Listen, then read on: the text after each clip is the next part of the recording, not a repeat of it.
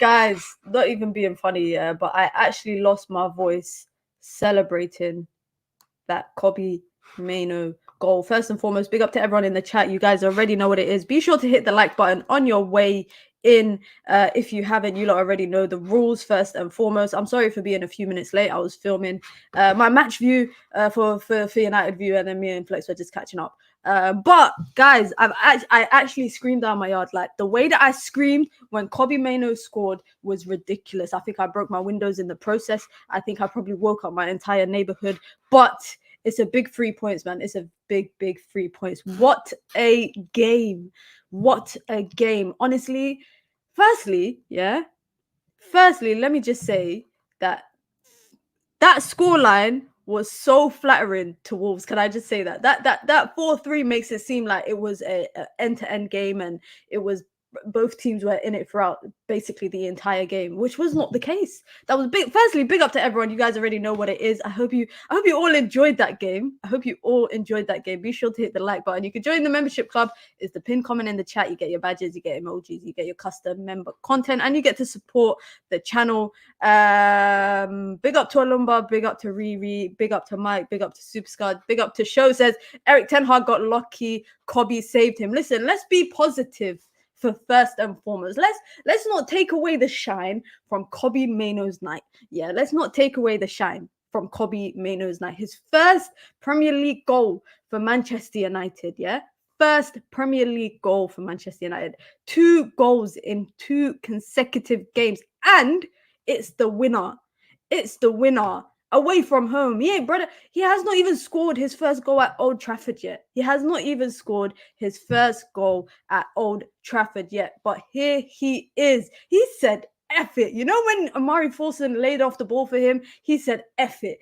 If you lot ain't going to do it, I'm going to do it myself. That's basically what he said. Nutmeg the man, cut in, 2 players in front of him, curled it around them, bottom corner. Jose Sarr did not stand a chance. And you know what? For all the criticism that Erik ten Hag and just Manchester United in general has gotten over the last year and a half about particularly academy players, 3 academy players scored today. 4 of those 4 goals, came from academy players. Marcus Rashford, we're going to talk about him, Kobbie Mainoo, and Scott McTominay. You lot know that I'm not a Scott McTominay fan, but I'll big him up for his goal because that goal was the big difference. That was another big difference for us, if we're being honest. But I'm going to start with the negatives, because there's one thing that's bothering me so much. Can someone out there in this world, if it's Erik ten Hag, if it's the flipping goalkeeper coach at Manchester United, please, the recruitment team, somebody tell me, somebody explain to me, does Andre Onana, is he not aware that he can save the ball with his hands? Does Andre Onana actually think he's a midfielder that he cannot use his hands? Because that goal from Wolves, where it hits off him on his here, and then it hits off Diallo, who's on the line, I am personally under the belief that on the line, in that moment, especially from corners, you should be quick to come off the line if you're the player on the line, because 3 players, he kept 3 Wolves players on line. But I'm gonna step aside from that, because what I'm gonna look at is the goalkeeper, not just that moment. Not just that moment. But I thought it was do you remember at the beginning of the season, guys? Wolves 1-0 up.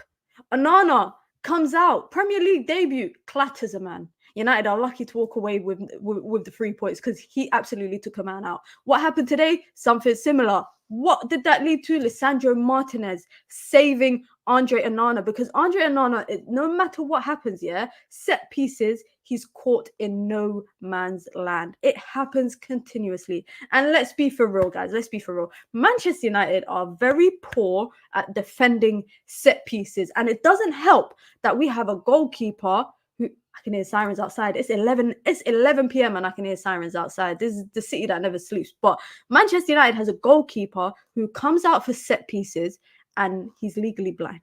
He does not know his surroundings. He doesn't know where the ball is. He doesn't know where the opponents are. He doesn't know sometimes who his own teammates are. This guy, the only time he uses his hands is when he's trying to punch a man when he comes for the ball. That's the only time. Because when it's the third goal that Wolves scored, startled, a deer in headlights. How many times have we seen that? How many times have we seen that? A deer in headlights. He's just standing there watching the ball as it goes past him, startled, like he can't see nothing. I'm sick of it. I'm actually sick of it. People gaslight me. I get gaslit all the time when people tell me be patient with Andre Onana. I can't do it. I actually cannot do it because it's been too much. It's been too much. Andre Onana could have single-handedly cost us the game today with his mistakes. That penalty as well should not have been a penalty. It should. I'm not going to sit here and talk about the level of officiating in the Premier League, especially when it comes to Manchester United games, because I feel like I could just complain too much. But we did a watch-along yesterday here on the channel, and you see that Van Dijk on Nkunku yesterday. I think it was Van Dijk on Nkunku. It was actually 2 penalties that Chelsea had shouts for, and VAR didn't look at neither of them. But VAR look at this and say, yeah, that's a penalty. That's a penalty. Pedro Neto gets the penalty, and then he scores the third. But let's not dwell on that too much. Let me quickly go through the comments. Big up to Super Scud said the goals are not on Onana. We're too open after 60 minutes. It's that 60-minute mark. 20 minutes and 60 minutes. That's the two clocks that I'm scared of when I look at it. Honestly, that I get shook. Shows, so big up to Show says Onana is a clown. What a dog shit keeper. Excuse my language. Big up to DJ in the chat. I know DJ's riding out for Kobbie. Big up to Glenn says Kobbie is a generational talent. Listen, shoot me now. Yeah, Kobbie should be on the flight to the Euros, or the boat, or the car, whatever mode of transport England are using to get to the Euros. Kobbie Mainoo better be on it. Jude Bellingham, Declan Rice, Kobbie Mainoo. That's what I want to see. But let me not get too far ahead of myself. I'm not gonna get too far ahead of myself. Yeah, I'm honestly not gonna get too far ahead of myself. I don't even want to do a long stream. This is gonna be like 20 minutes maximum because I don't want to dwell on the game too much. And we got a call-in show tomorrow where members and obviously subscribers can call it in just to have their say, and it'll be a very interesting one because I know you lot have a lot to say. And we have some watch-alongs tomorrow for AFCON, and then we're back with the streams on Saturday and Sunday and Monday and Tuesday and Wednesday as well, of course. But let me know what you guys thought about this game this evening. Honestly, I'm going to start with the first half. My biggest problem with United is that we just don't allow ourselves to just run away with a game. It's like we always have to give moments to the opponent. But bro, why is my lights making me look so white again? I've got to turn it off and turn it back on again. There you go. Back to my normal skin tone. My problem with Manchester United, guys, is that we do not allow ourselves to comfortably run away with a game. We'll be 2-0 up. And as fans, we know that that's not how the scoreline is going to end. We can be up no matter 3-0. We know we're going to concede somewhere. We should have been going into the half to be 4-0. It should have been 4-0. People need to finish their chances. Man United players need to finish their chances. Rasmus Højlund could have had a chance, in my opinion. I think Rasmus Højlund could have had a hat-trick. I think he could have had a hat-trick. Marcus Rashford, for someone who has had a lot of conversation around him, a lot of dialogue, people today were saying that he shouldn't start because he sets a bad precedent. He just shut everybody up. And you know what? I do feel like today Marcus Rashford was playing he was actually trying. And you shouldn't have to be dropped from the team. You shouldn't have to be fined to perform like this. It wasn't the best. He wasn't a 10 out of 10 performance, but it was definitely a much better performance than we've seen over the last couple months. Without a doubt, he was tracking back bare minimum. I'm not going to praise him for that. He wasn't tracking back even to the level that Garnacho was, but he was still tracking back and defending and supporting Luke Shaw.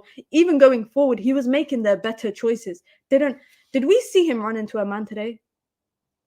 Did you guys see at any point Marcus Rashford, at least 3 times in the game, run straight into a man, into him like a brick wall? We didn't see that. We didn't see that. He actually consciously made an effort to make better decisions, and that led to Manchester United getting that second goal. You know, that second goal came from a pass from Rashford to Luke Shaw, which then played it across to Rasmus Højlund. Again, I don't want to get too carried away, guys, because if you lot watch the stream, if you watched my stream before the game, you remember what I said. I said it's nothing less than 15 points this month. I don't want to see anything less than 15 months because honestly, I know that might sound bad, but Erik ten Hag has told us time and time again that once he gets his stronger options and his starting 11 are available, you will see patterns of play. We saw patterns of play today. There were small instances of patterns of play, but for me, it wasn't consistent enough. Defensively, I think United were okay for the first half. Even when Wolves were pressing for a goal, United looked better when Casemiro was on the pitch. Unfortunately, Casemiro done something so stupid, which was to lunge into a challenge that he wasn't going to win the ball. He wasn't going to win a ball, but he lunged into a challenge 2 minutes into the game.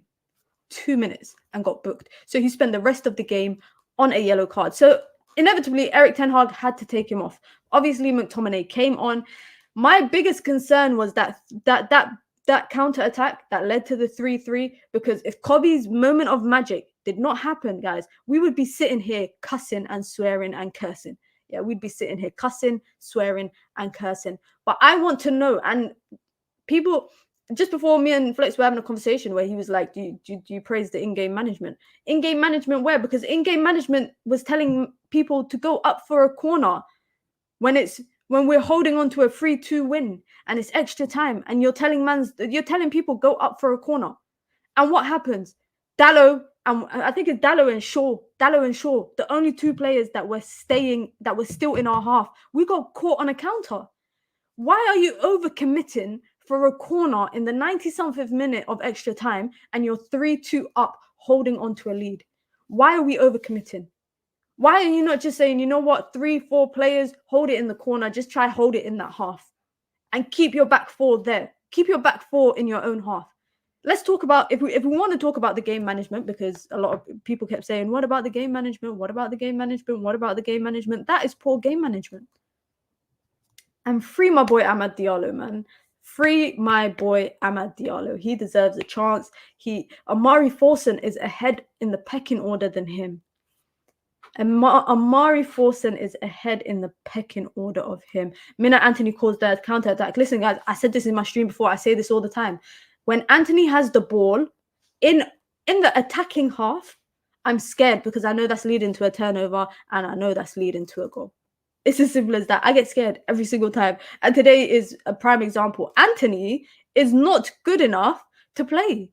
Like, I don't know how many times we have to see it. I don't know how many times you have to see it. I don't know how many times Erik ten Hag has to gaslight us into watching Antony play. He cannot play. He gave the ball away so many times. You know what Wolves did today? They did it very well because they were obviously pressing for a goal. They doubled up on him. On that left-hand side, they doubled up on him. He tries to do some nonsense. He ain't got the pace. He thinks he's got recovery pace. He ain't got recovery pace. He ain't got pace to get forward like Garnacho. He ain't got pace like Højlund to get forward. He ain't got pace like Rashford to get forward. I don't know how he still gets in as a substitute over Amad Diallo. Amad Diallo, I think, deserves a chance. We'll talk about that maybe on another stream. I think similarly to Pellistri, similarly to other players that have been let go, Hannibal, etc. I just don't think Erik ten Hag has plans for them. And I've said this time and time again. I said that, you know, when it comes to the academy players, we tend to know at the beginning of the season who the players are that the manager intends to play. We last season, we knew it was going to be Garnacho who had that breakthrough. And we knew this season it was going to be Kobbie Mainoo. So inevitably, people like Amad, Pellistri, etc. Forson is getting minutes right now because there is no other striker for Manchester United. Højlund is carrying the weight of the world on his shoulders, playing as Manchester United's number 9, game in, game out. He needs a rest.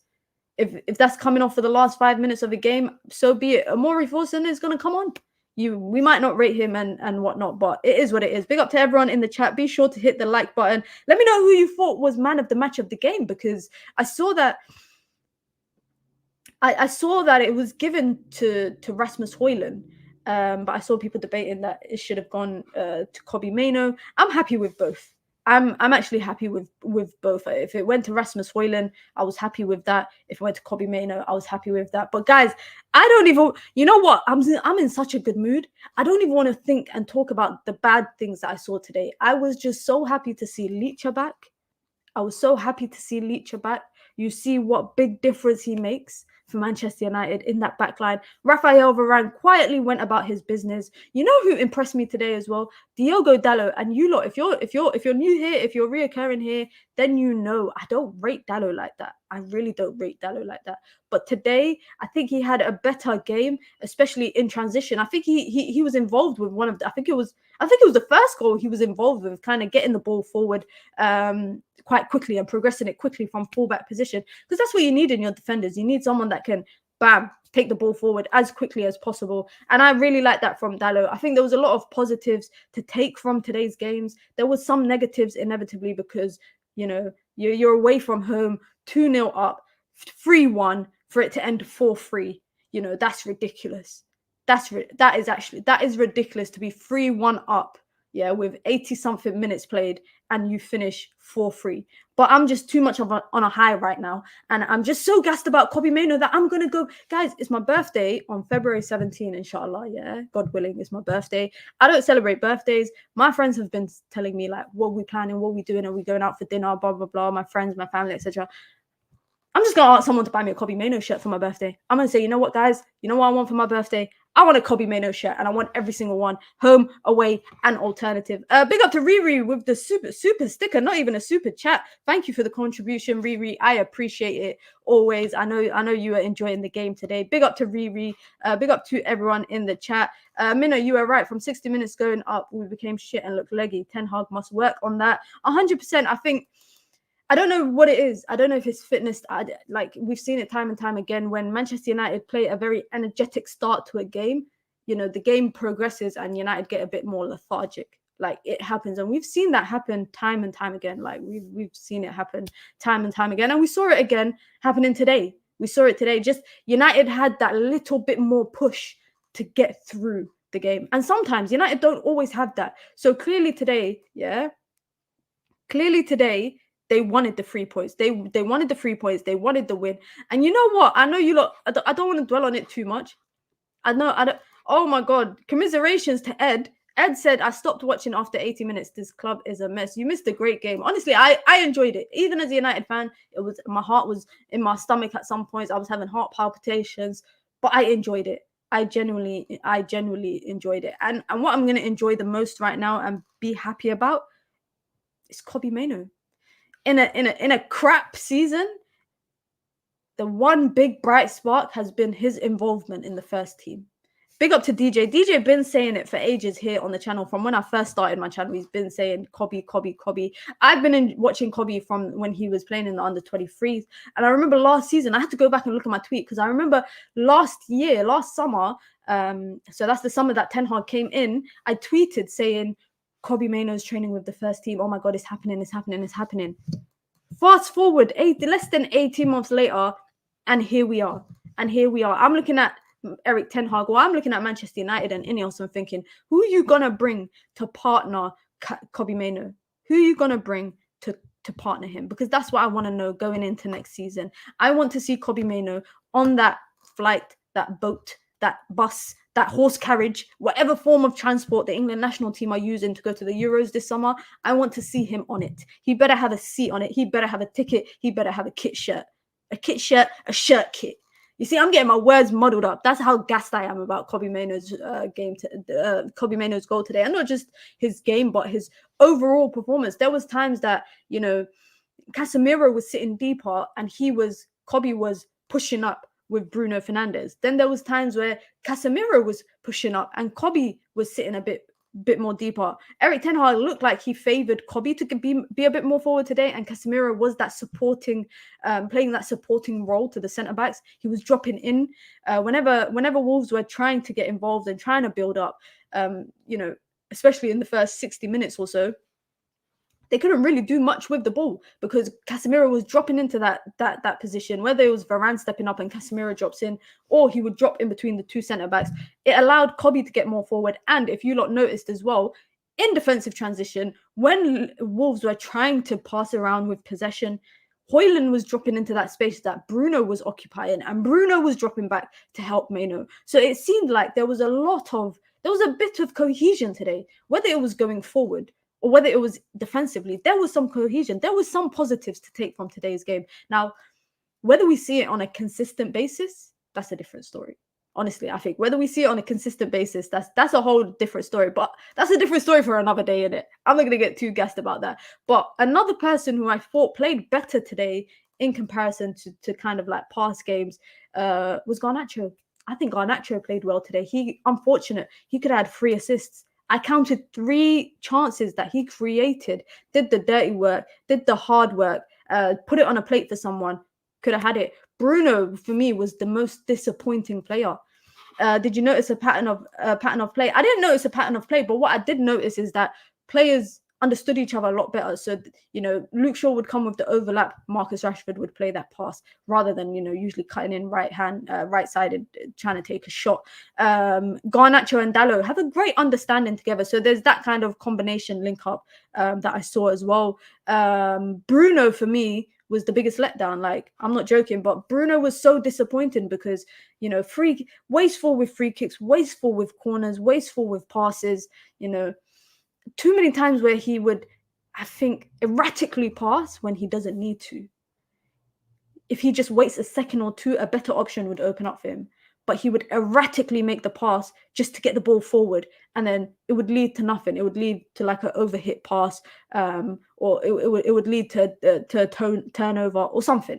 And there was a prime example today that made me feel like, because Bruno had, I don't know if you don't remember, there was a counter attack. Rasmus Højlund picks up the ball, plays Bruno through.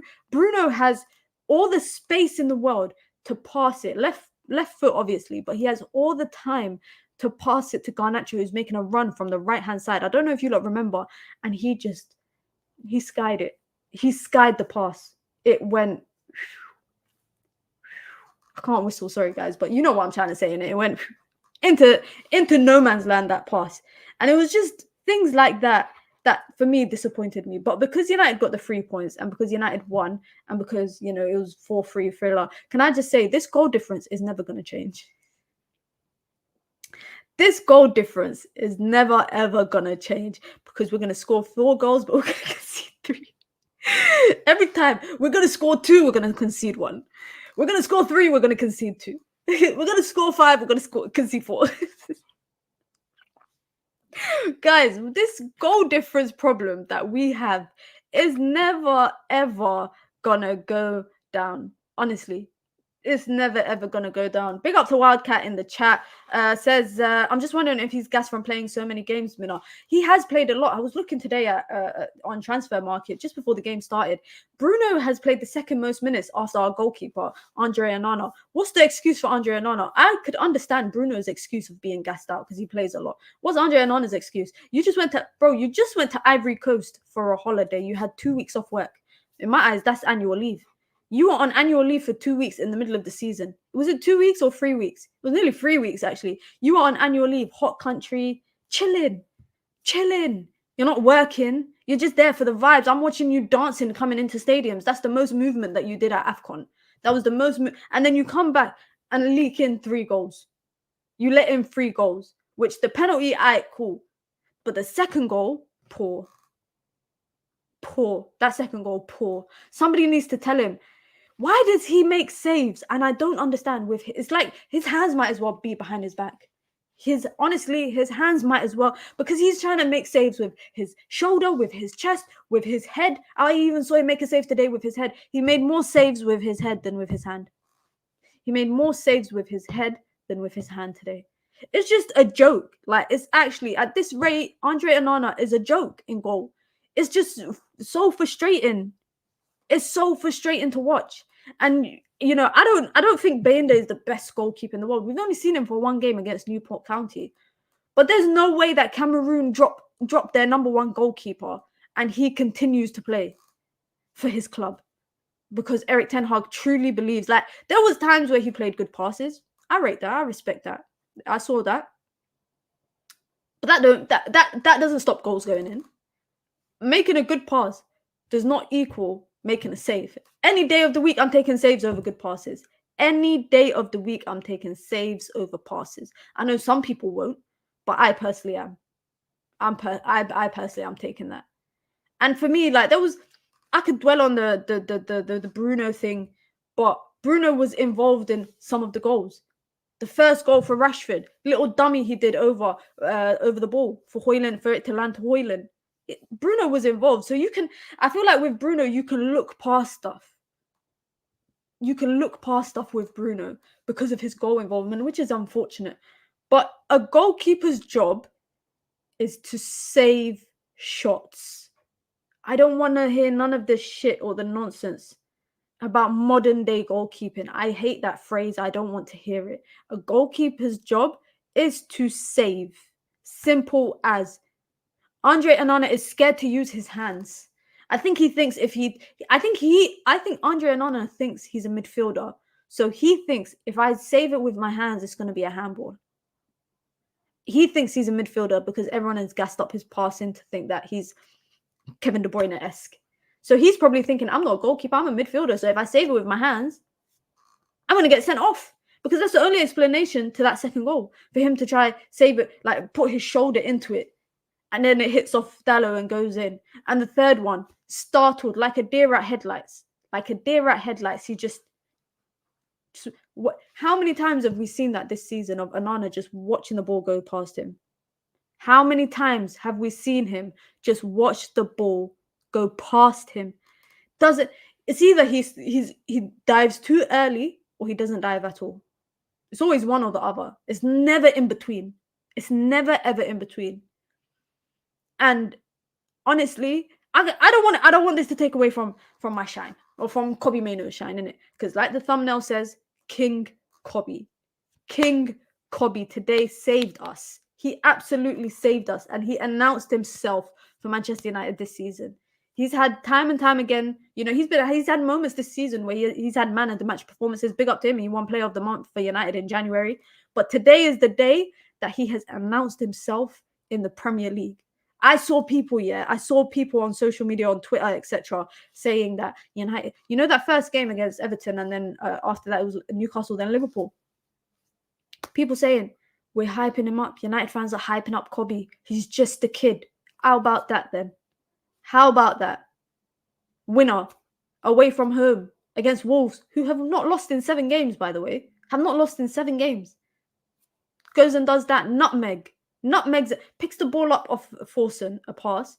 Nutmegs a man, skips past another player, curls it around a third one, and then past the keeper into the net. And just runs past everyone. Twinkle toes setting. And this is, again, a player that we have praised for his 6 abilities, what he does in the 6. And we've questioned whether he can play in that more progressive role. And he just gets that out of the bag from nowhere. From nowhere. Imagine finishing your A-level 6 months ago.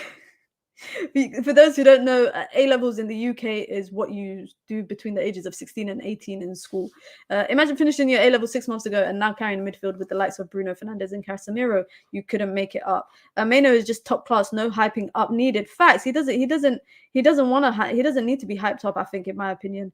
He has no technique for a keeper. I think this is in reference to Andre Onana. Big up to Chucky Bar says, I would have kept De Gea and Kova and given Kova the gloves in 18 months. I think I wouldn't be against that. I would have even gone for a keeper this summer instead.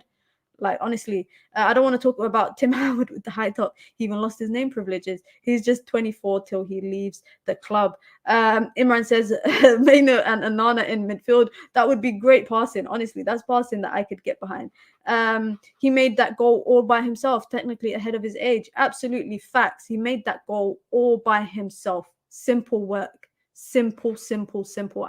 And That's why I just can't praise him enough. I can't. And you know what? I remember I said this on the Full View a while back, and I was saying that, United fans are criticized for hyping up an academy player. If we don't hype him up, guys, no one else will. No one else. People will hype him up when they see him in an England shirt. People will hype him up if he was to leave and go elsewhere. And let's not do them Pogba comparisons. I know. That's brave coming from me. Why? Because let me see in the chat. I got my own Pogba emoji on my channel. If you want to use the emojis, you can. You can join the membership club. It's the pinned comment in the chat. You get your badges, you get your emojis, you get your custom member content, and of course, you get to support the channel. It supports me as a full-time content creator. It's not easy.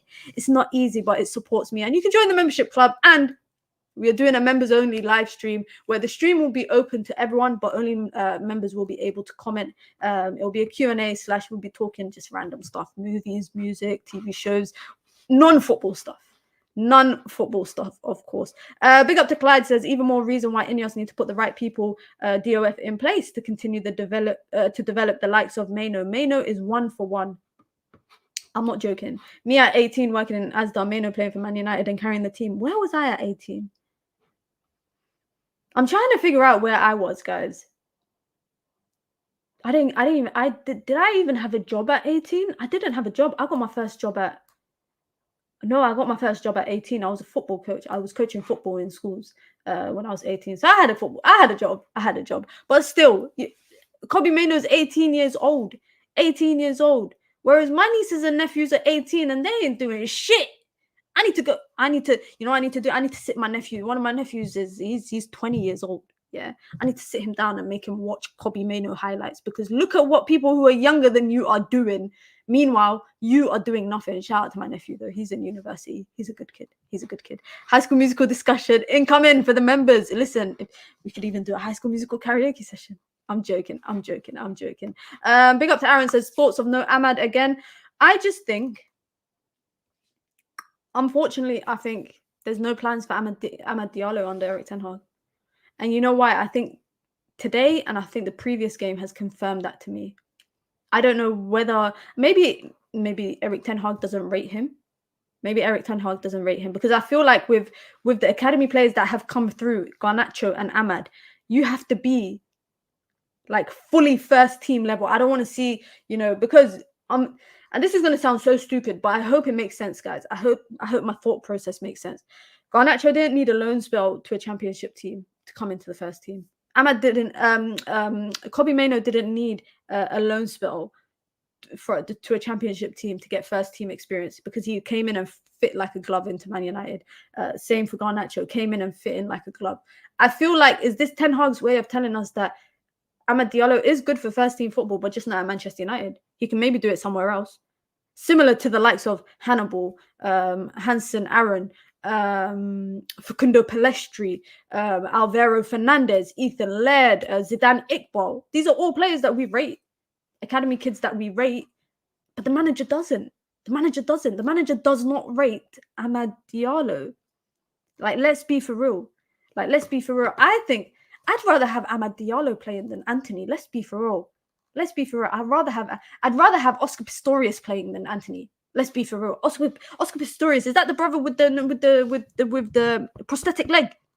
I'd rather have him playing than Antony, because at least he can use his legs. Antony can only use his left leg. The other day I was watching on TNT Sport. Yeah, no, it was on BBC, the Newport game, and the commentator said that if Antony was riding a bike, he'd just go around in circles because he can only pedal with one leg. Do you know how rude that is for a commentator to say that about Antony, that he can only pedal with one leg because he can only use his left leg? His right leg is non-existent. So they're saying if he was a cyclist, he's just cycling with one leg. Have you ever tried to cycle with one leg? It's not easy. It's not easy, honestly. It is not easy. But a commentator said it on TV that he would just go round and round and round in circles. I was cracking up laughing. I couldn't believe. I said, yeah, this is the kind of commentary that I need to hear. Because Antony is not a good player. I'm sorry. I don't think we can be gaslit any more than by Eric Ten Hag or anyone that rates Antony to make us believe that he's a good player. It's hard as heck. Honestly, there's times I'll go to the gym, yeah, and you know when you're working on your cars, you cycle with one leg and then you switch and you use the other one. That's exactly what I do sometimes. So I know it ain't easy. I know it's not easy.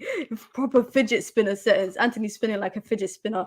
Facts. He just be spinning around. You know what Antony spins around with? Have you guys seen them? Oh shit! I need to Google it.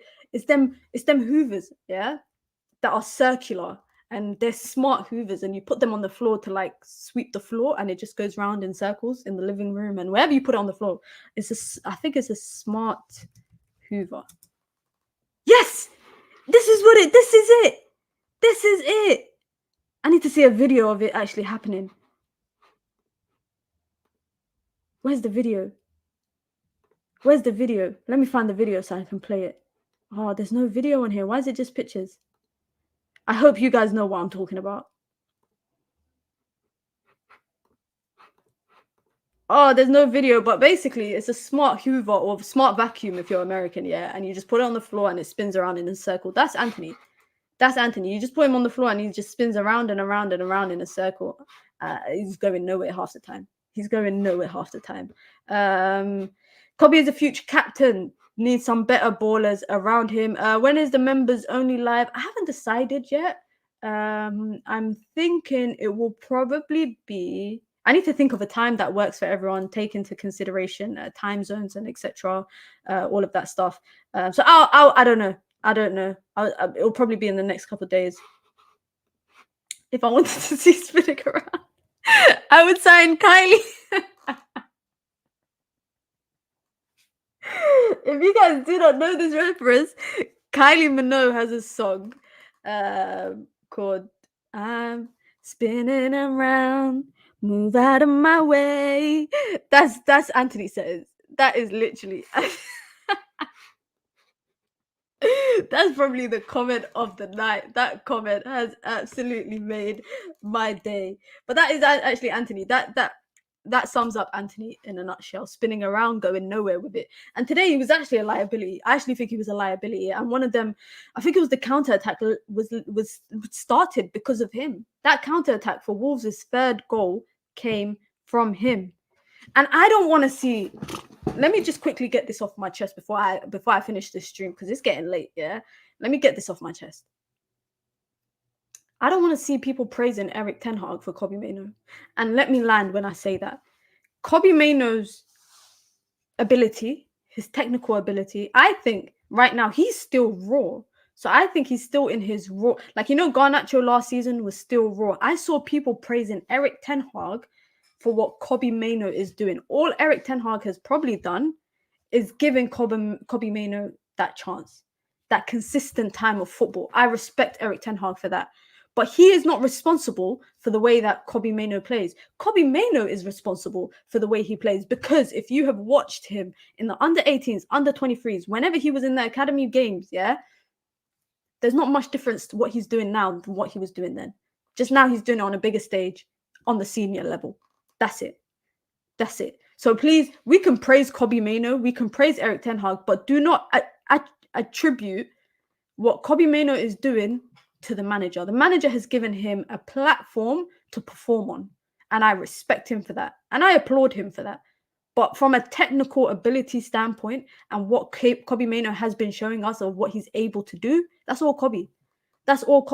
Today, that goal, all Kobbie. Getting into the right spots, breaking down, being that player that can put in a foot and disrupt the opponent. Of course, that's what his instruction is to do, but he's got the talent to do it, and he's doing it. Let's be real. I think that the manager and the coaching staff definitely play a part in players' developments. 100%, I agree. 100%. Even Garnacho last season, you see the difference in Garnacho this season versus last season, where I felt like last season he was a lot more raw. I don't think he's like Kobbie this season, where this is Kobbie's first season, but Kobbie is playing and he has fitted in like a hand in a glove into the first team, as if he's been playing senior football for the last 5 years. Whereas Garnacho had to be eased in bit by bit, substitute, first start, second start, bench again, substitute, again, a start, and then maybe back on the bench. He had to be eased in to a starting position. Whereas Kobbie Mainoo, easy, straight from academy into the first team, starting consistently. Have we actually seen that from an academy level of players at Manchester United? Because most of the players that have come in from our academy have been eased in. Kobbie Mainoo has been plucked out of the academy and placed into Manchester United's midfield and has been so comfortable. So comfortable. He hasn't needed to be eased in. And that's why I genuinely said this. I said this at the beginning of the season. I said after that Everton game where he made his debut after his injury, I said Kobbie Mainoo is going to be a superstar. And I use that term very lightly with players. I don't ever refer to people at Manchester United as superstars. But I genuinely think Kobbie Mainoo is going to be one of the best midfielders that Manchester United has produced in a long, long time. I do like the direction he's going with the youngsters, to be honest. Once Garnacho bulks up and matures, he's going to be very efficient too. To think back-to-back 4-goal games, have we talked about that yet? We ain't spoke about that yet. We went from not being able to score to scoring 8 goals in 2 games. We scored 10 in 3 games. How about that? How about that, guys? How about that? Imagine what the future holds for Mainoo if he continues like this. Facts. Kobbie is a different class. Absolutely agree. Mainoo was man of the match in the Youth Cup game. What a game that was as well. He looked miles ahead of everyone. He looked literally, there was a big gap between him and everybody else in that FA Cup youth final. Kobbie created the goal from nothing. Class. Quality is always the players, but Ten Hag is definitely guiding him properly. I can't argue that. Big up to everyone. You guys know what it is. Adam says, nah, Mina, don't get carried away. You don't think that Kobbie Mainoo is going to be a superstar? Am I crazy for saying that, guys? Am I crazy for saying that Kobbie is going to be a superstar? Kobbie is going to be one of the best midfielders at Manchester United over the last 15 years. He's going to be... you know what? I was about to say something very blasphemous, yeah? I was going to say something very blasphemous, but I'm not. It's late night, so I'm not going to get the sleep. I'm not going to let the sleepiness get to me. He's going to be a top talent at Manchester United. And I just hope United don't let him go anywhere. Don't go anywhere. Don't go anywhere. Don't go anywhere. They cannot let him go anywhere. He's talented, but doesn't always go that way. Dele Alli, for example. No, your environment plays a big part of it, but he gives me very humble vibes. He gives me very grounded vibes. I'm hoping nothing changes that. I honestly hope, Austin said it, not me. I think he's got that. He's got a higher ceiling. I don't want to say it, guys. I can't say it out loud. I can't say it out loud. Thing about Mainoo, he's so composed, but also gets stuck in and solid defensively. I agree. We have a few good young talented in the team: Garnacho, Mainoo, and Rasmus. Like, we forget that Rasmus is age mates with Rasmus Højlund is age mates with Garnacho and Kobbie. Like, we forget that he's young. So the core of Manchester United for the next 10 years, if we keep them free and develop them free, Manchester United will be okay. Surround them with good players. I don't want to say, what we always say about what we used to say about Pogba, but the whole unlocking thing. But surround these kids with good stars, good players, good teammates, a good system, a good coach, a good philosophy. You never know, man. Sky is the limit. Mina, do you think Kobbie should go to the Euros? Absolutely. Absolutely. He should be at the Euros. I want to see him, Declan Rice, and Jude Bellingham starting together in the midfield. Call me crazy. Call me crazy. Big up to everyone. You lot know what it is. Be sure to hit the like button and be sure to subscribe. As always, listen, I'm happy in it. I went live at 11 o'clock in the night. I went live at 11 o'clock in the night. I don't always do that, guys. So it had to be a good game for me to do that. I did a stream before the game. I recorded a fan view with Flex. Then I went live, and now I'm going to go to bed because I'm tired. And we got streams tomorrow lined up. AFCON is back.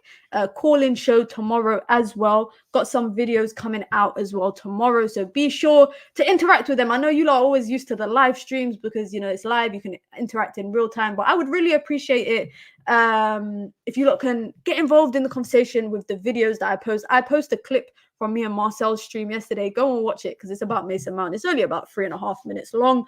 But we'll be back tomorrow with AFCON watch-alongs. Nigeria, I will be here to hate. I love my Nigerians. But I am back to hate tomorrow. DR Congo versus, I think it's Guinea for the second games. We got a call-in show somewhere in between that, and might do a late night stream as well with other people as well, man. You lot know what it is. Be sure to hit the like button.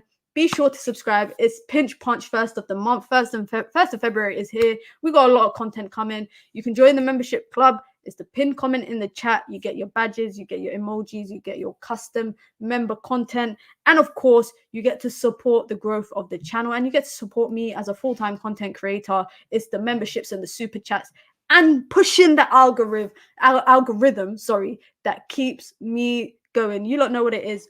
I got streams tomorrow.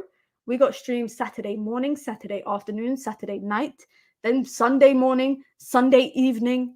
Come on, guys. Come on. I deserve for you lot to hit the like button. On your way out, I'll be back tomorrow.